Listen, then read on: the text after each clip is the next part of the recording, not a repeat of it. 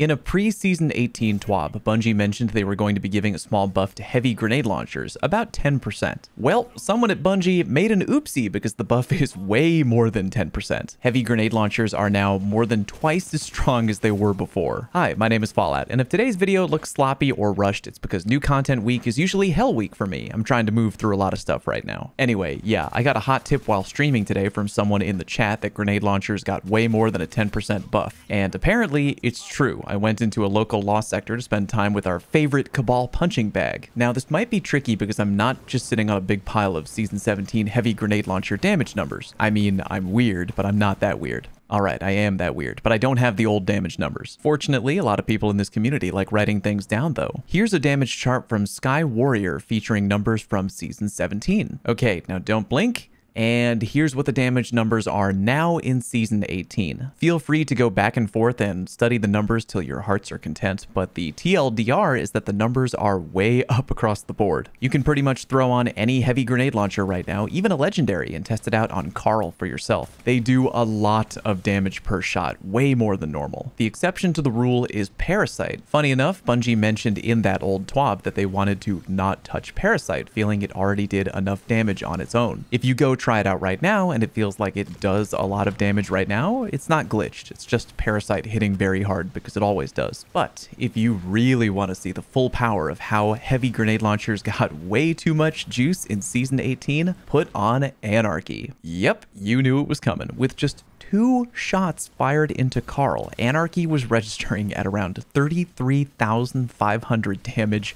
per tick, for a grand total of 321,465 damage. Now keep in mind, the damage didn't cap out there because Anarchy ran out of pain to give. The damage stopped because Carl the Cabal died. With high energy fire, the DPS becomes even more laughable. 40,300 damage per tick. After looking at Sky Warrior's numbers and talking to a few homies in the community, including our good friend Court, it's looking like heavy grenade launchers, instead of getting a 10% buff, have had their damage upped by 2.5 times their original value.